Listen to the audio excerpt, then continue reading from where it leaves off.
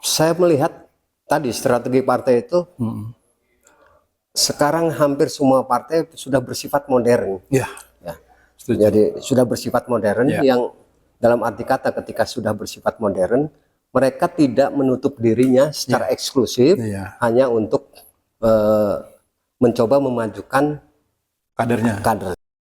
Artinya kalau 7, Pak, berarti kita punya berapa pasang nih, Pak, kira-kira, Pak? Ya. Nah, 7 berarti 5 atau 4? 5 pasang. itu tinggal tergantung Tinggal koalisi mereka ya? Tinggal Iya, koalisi mereka ya, Pak, ya? koalisi mereka. Ah. Nah, polanya ini tergantung apakah permainan itu akan dimainkan oleh seseorang atau partai atau gabungan partai itu sendiri.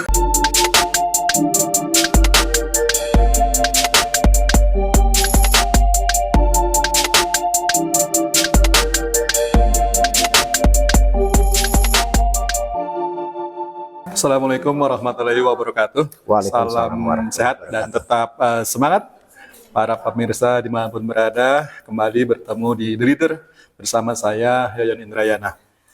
Pemirsa, saat ini di hampir sebagian besar wilayah Indonesia tengah bersiap-siap menghadapi agenda pemilihan kepala daerah.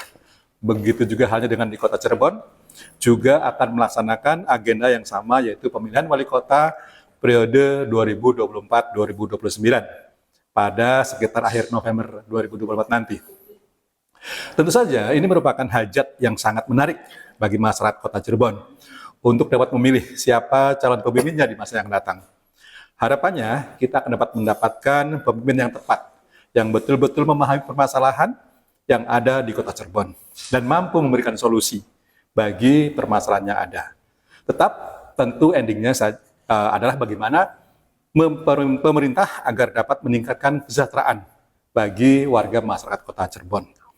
Banyaknya PR permasalahan yang saat ini ada, seperti reformasi birokrasi yang belum maksimal, pelayanan publik yang belum optimal, juga pendapatan daerah yang terseok-seok saat ini, menjadikan pekerjaan rumah atau PR yang berat bagi siapapun yang menjadi pemimpin di masa yang datang. Pemirsa, saat ini saya bersama politisi senior Kota Cirebon, Wali Kota Cirebon 2 periode, 2003 sampai 2013. Yang saya rasa sudah tidak asing bagi masyarakat Kota Cirebon pada umumnya, Bapak Subardi, SPD. Assalamualaikum warahmatullahi wabarakatuh. Pemirsa, kami akan membahas seperti apa gambaran atau dinamika pemilihan kepala daerah atau pemilihan wali kota Cirebon 2024-2029. Apa kabar, Pak? Alhamdulillah baik. Sehat nih, Pak? Alhamdulillah. Alhamdulillah. Selamat datang di The Leader nih, Pak. Ya. Pak Bardi, sebelum kita diskusi lebih jauh tentang proses Pilwalkot di Kota Cirebon, barangkali Bapak bisa cerita sedikit tentang apa saja nih, Pak, sekarang kesibukan Bapak saat ini. Ya. Terima kasih. Assalamualaikum warahmatullahi wabarakatuh. Waalaikumsalam warahmatullahi wabarakatuh. Saya Subardi pernah menjabat dan dipercaya oleh dua sisi. Yang pertama adalah oleh DPRD Kota Cirebon, karena saya mengalami dua masa pemilihan oleh DPRD tahun 2003 dan kemudian tahun 2008 saya dipilih oleh masyarakat Kota Cirebon untuk menjabat sebagai wali kota Cirebon. Dan tentunya dari hal yang seperti ini saya sudah berhenti pada tanggal 16 April tahun 2013. 13 ya, Pak?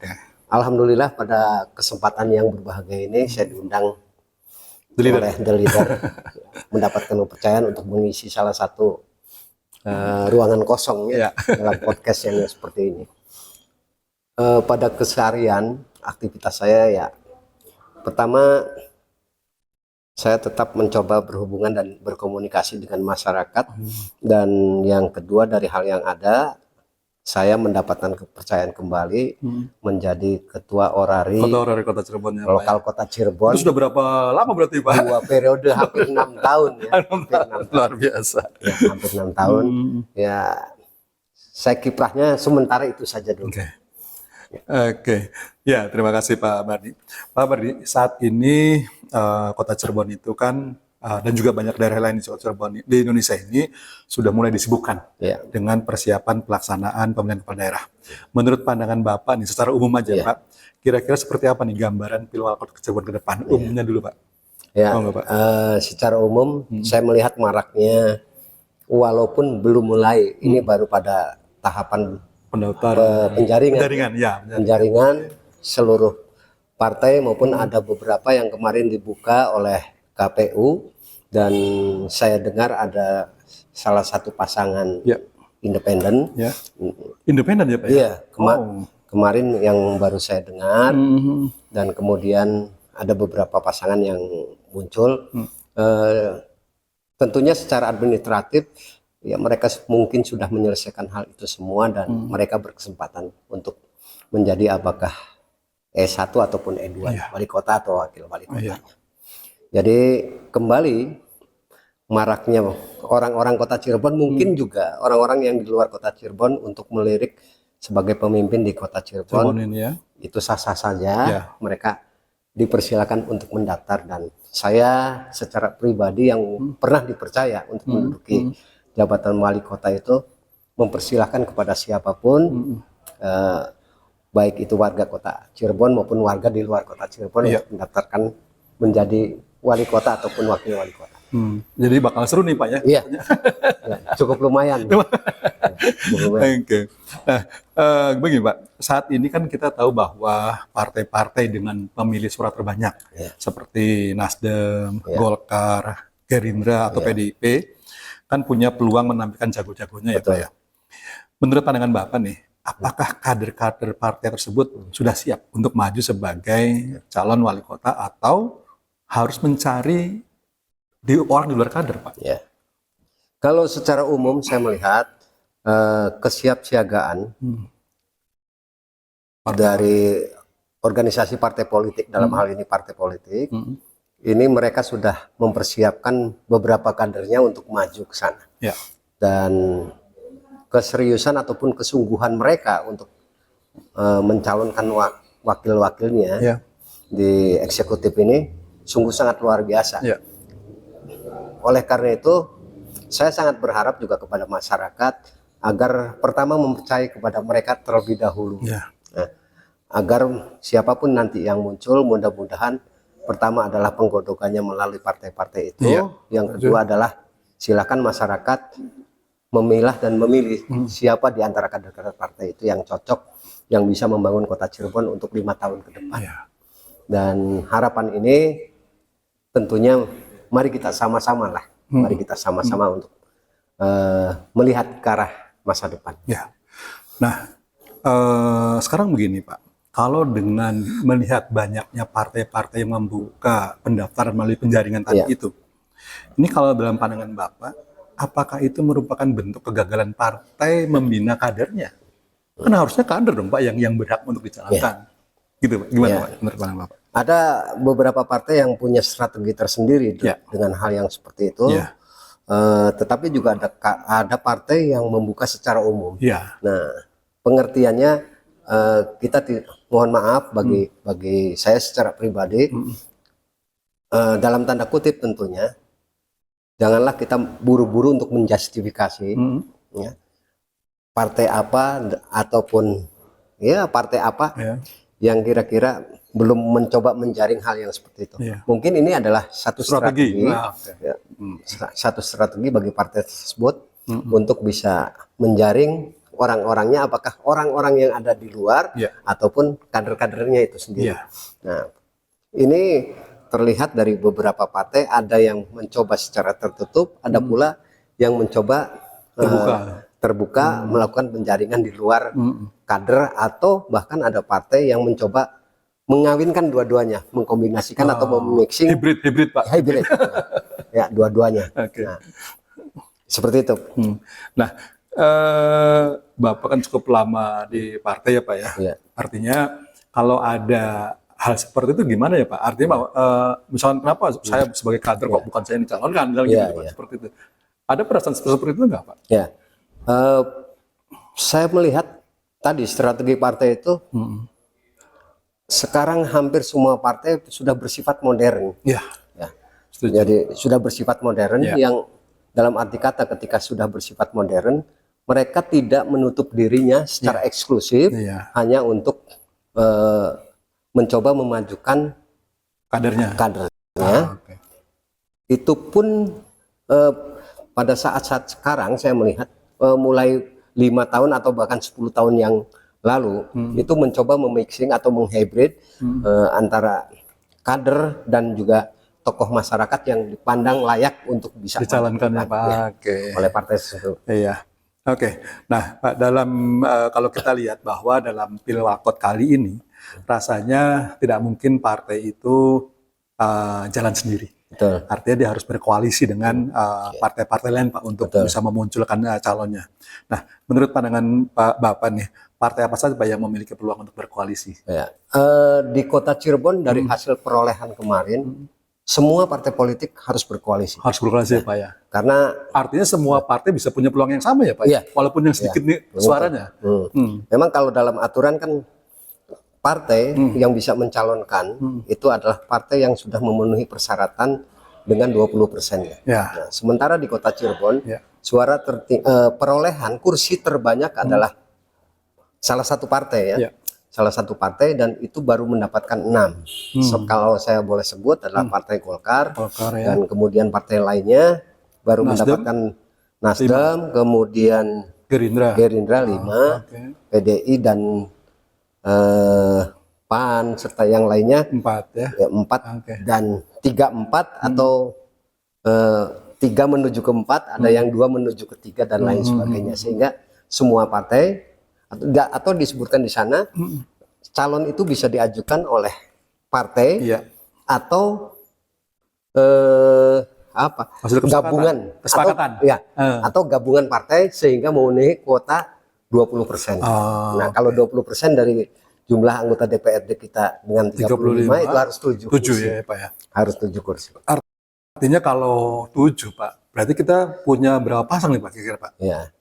Nah, 7 berarti 5 atau 4? 5 pasang. itu tinggal tergantung Tinggal koalisi mereka ya? Tinggal Iya, koalisi mereka ya, Pak, koalisi mereka. ya? Nah, polanya ini tergantung apakah permainan itu akan dimainkan oleh seseorang atau partai atau gabungan partai itu sendiri. Itu Koalisi. tergantung. Ya. Kalau dulu ada Godfather-nya lah. Kalau dulu ada Godfather-nya. Kayak mafia ya, Pak ya? Iya. Bagaimana caranya? Apakah mau mesedikitkan calon, bakal calon, atau mau memperbanyak calon? Iya. Tetapi di sini peluang tadi saya tambahkan ada yang mencoba untuk maju melalui Independen. ya. Oke. Ada Artinya kalau independen kan berarti lepas dari suara-suara itu ya, Pak? Oh, iya, Artinya betul. bisa sendiri gitu kan dia kan? dengan syarat harus Didukung oleh 8,5% 8,5 jumlah dari DPT. pemilih. DPT. Oh, oke. ya, kurang lebih sekitar 21 sekian ribu lah. Artinya gini, Pak, kalau misalkan dari komposisi partai saja ternyata bisa kita memajukan misalkan 4-5 pasang misalnya. Terus kemudian tambah 1 independen begitu ya, Pak, berarti ya, Pak? Ya? Iya. Wah, bakal seru banget nih, Pak, kalau Iya, bakal seru. Bakal seru banget. Nah, menurut Pak Wardi nih, Pak, sebenarnya dalam sebuah proses pemilihan seperti itu bagusnya banyak atau sedikit sih, Pak? Konsentan itu. Atau plus minusnya gimana? Kalau sedikit gimana, kalau banyak gimana gitu, Pak? Tergantung siapa ini? Good battery tadi itu. Godfather tadi. Tergantung Godfather itu tadi siapa. Yang artinya juga bisa mensedikitkan, bisa membanyakkan. Iya. Nah, kalau memang hal seperti itu dipunyai oleh seseorang, karena memang sekarang tidak ada incumbent sih ya, Iya, betul, Pak. tidak ada petahana, sehingga dengan demikian ya susah untuk mencoba menghitung hal yang seperti itu. Tapi layaknya ya sebaiknya sih jangan Banyak-banyak. 2 pasang lah. Oh, jangan 2 pasang. Intinya jangan 2 pasang, karena kalau sudah head to head ini Berat ya, Pak ya? Rawan konflik ya? rawan konflik. Sentimennya lebih tajam ya, Pak ya? lebih tajam. Seperti itu. Oke. Ya, idealnya berarti berapa? 3 gitu ya, Pak ya? Ya, setidak-tidaknya. Setidak-tidaknya. Oke, Pak. Nah, Iya. terus gini, Pak. Kalau semakin banyak pasangan kan artinya semua partai punya peluang yang sama tuh, Iya. Pak. Walaupun dia suaranya sedikit gitu kan. Betul. Artinya dia punya peluang juga kan gitu. Nah, artinya tidak harus partai yang banyak suaranya saja yang punya Iya. peluang. Ya sedikit pun punya peluang juga. Kan Iya. gitu ya Pak? Ya, ya memang pemilihan legislatif dengan pemilihan eksekutif agak sedikit berbeda. Nah, oke. Faktor ketokohan ataupun figur ini juga menjadikan salah satu faktor penentu. Nah, prosentasenya aja ada yang mengatakan 60%, ada yang mengatakan sampai 70%. Ini terletak pada figur tersebut. Sehingga dengan demikian hal-hal yang seperti ini yang menjadi salah satu tolok ukur Iya. ya, Iya. bagi kita Iya. ya,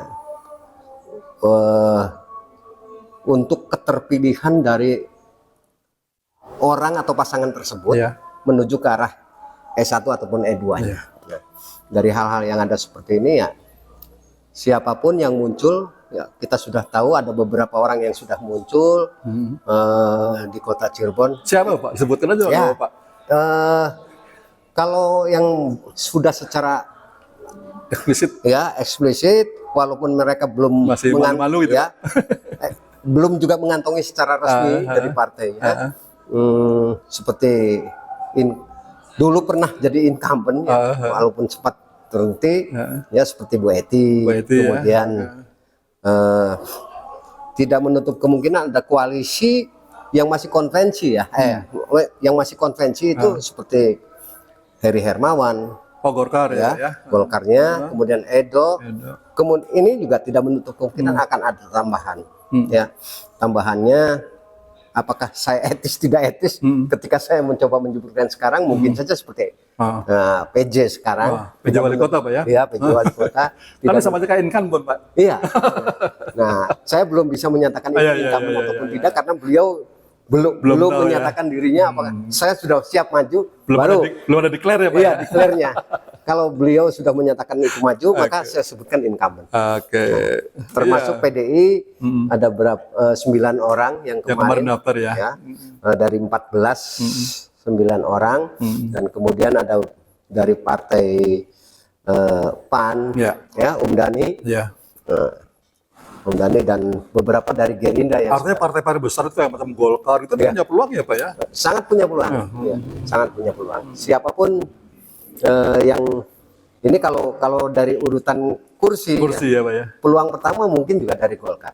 Oh gitu ya Pak ya. Ya, kemungkinan ya. Ya. Kemudian yang kedua dari partai yang tambahannya seperti Nasdem, Gerindra, itu juga punya peluang besar. Oke. Tinggal tadi pandai-pandailah berstrategi. Nah, karena satu kuncinya politik itu persepsi. Persepsi ya. Oke. Siapa yang bisa menanamkan persepsi lebih banyak, Dia maka juaranya. dialah. Oke. Ini pesan nih buat teman-teman muda nih ya, bahwa politik itu persepsi teman-teman. Oke, terima kasih Pak Mardi. Nah Pak, sekarang terkait dengan pengalaman Bapak nih sebagai wali kota yang cukup lama juga ya, 2 periode. Nah ini menurut Bapak nih, sebenarnya permasalahan utama kota ini apa sih Pak? Kan kita milih pemimpin itu harusnya yang bisa memecahkan masalah kota gitu kan Pak ya? Betul. Nah menurut pandangan Bapak nih, sekarang sebenarnya masalahnya apa kota kita Pak? Ya. Esensi yang paling dasar menurut saya sekarang bukan hanya melulu kita bicara tentang visi dan misi. Betul.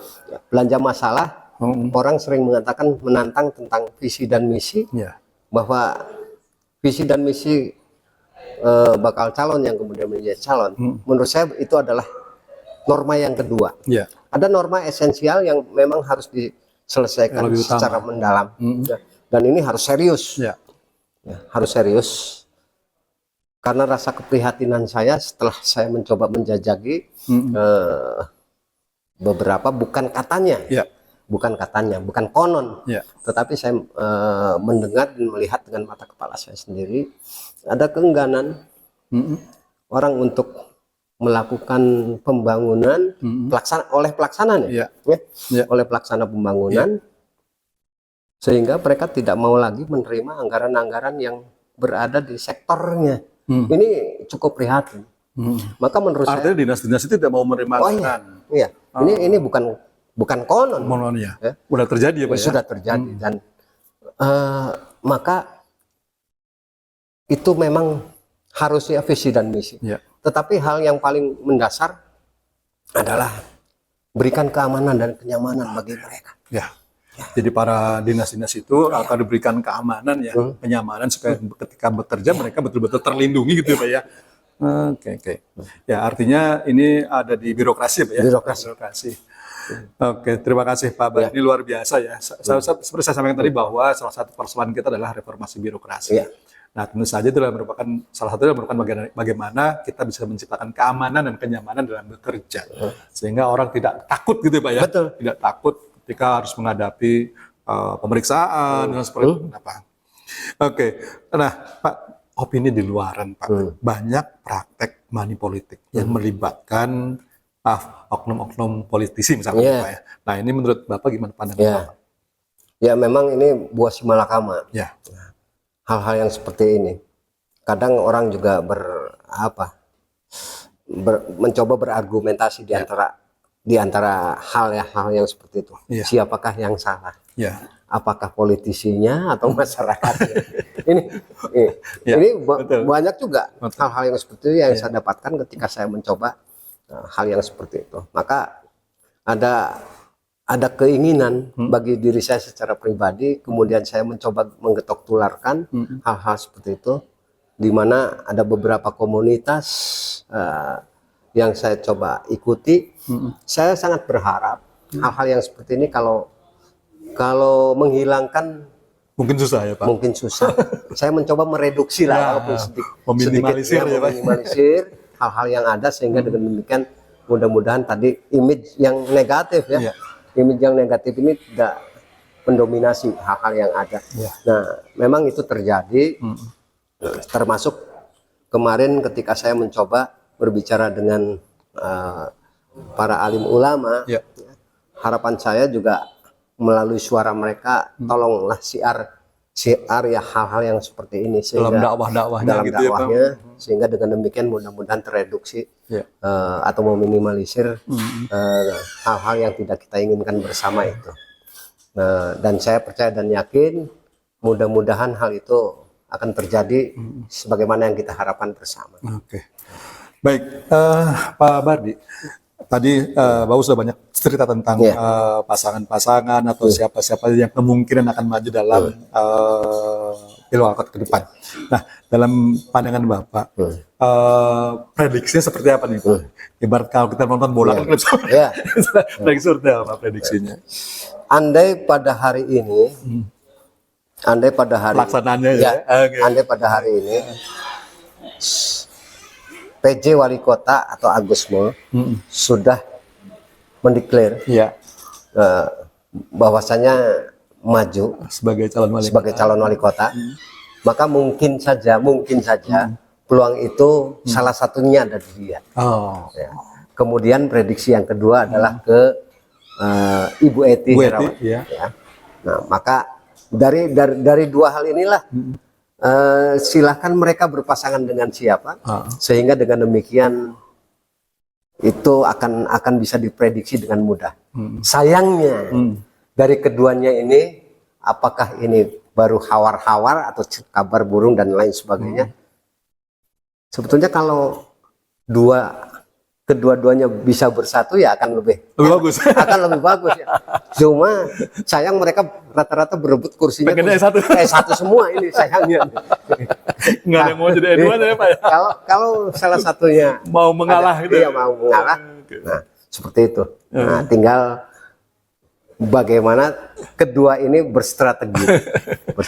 Karena peluang terbesarnya memang mungkin ada di antara dua. Tetapi tidak menutup kemungkinan ada kuda hitam ataupun ada underdog yang mungkin akan muncul dengan tiba-tiba. Ya.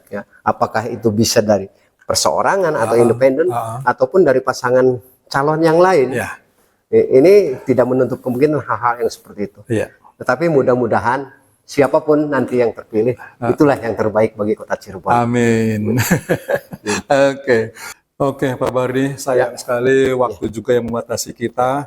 Tetapi sebelumnya barangkali ada pesan-pesan yang Bapak sampaikan khusus untuk warga Cirebon, sehingga dalam menghadapi pilwalkot besok mereka betul-betul tenang gimana Pak? Ya, terima kasih the leader. Dengan hal-hal yang ada, saya sangat berharap kepada ada dua hal. Pertama adalah kepada bakal calon pasangan wali kota ataupun wakil wali kotanya. Ya. Kemudian setelah itu disahkan oleh KPU pada bulan Agustus yang akan menjadi wali kota, calon wali kota dan wakil wali kota. Ya. Siapkanlah diri kalian untuk menjadi pemimpin kota Cirebon. Ya. Tetapi dengan hal-hal yang dipenuhi adalah agar kalian bisa bermanfaat bagi kota Cirebon, ya, bukan hanya melulu untuk diri sendiri, tetapi adalah untuk masyarakat kota Cirebon pada khususnya, sehingga dengan demikian pembangunan di kota Cirebon pun akan berjalan sebagaimana mestinya. PR yang kemarin, hal yang buruknya kita hilangkan atau kita tinggalkan, dan hal yang baiknya minimal dipertahankan, maksimalnya adalah ditingkatkan. Juga kepada masyarakat kota Cirebon sebagai calon pemilih, ya, sebagai calon pemilih, yaitu agar pilihlah, ya, calon pemimpin yang akan kalian pilih sesuai dengan keinginan dan harapan kalian. Jangan terjebak oleh sesuatu hal yang bersifat transaksional dan pragmatisme, Ya. sehingga dengan demikian pilihan yang tepat bagi Anda tidak harus menunggu sampai 5 tahun. Anda akan menyesal. Ya. Maka sekali lagi, saya percaya masyarakat kota Cirebon dan juga calon pemimpin kota Cirebon ke depan akan terpilih dengan sebaik-baiknya. Sekian. Pak Amar, di diskusi yang sangat luar biasa. Terima kasih banyak atas pencerahannya. Semoga apa yang Bapak sampaikan dapat memberikan tambahan pemahaman dan juga edukasi bagi masyarakat kota Cirebon terkait pelaksanaan Pilwalkot di kota Cirebon ke depan. Baik, pemirsa, demikianlah diskusi saya, Yayan Indrayana, dengan narasumber hebat kita, Wali Kota Cirebon, selama 2 periode, tahun 2003 sampai 2013.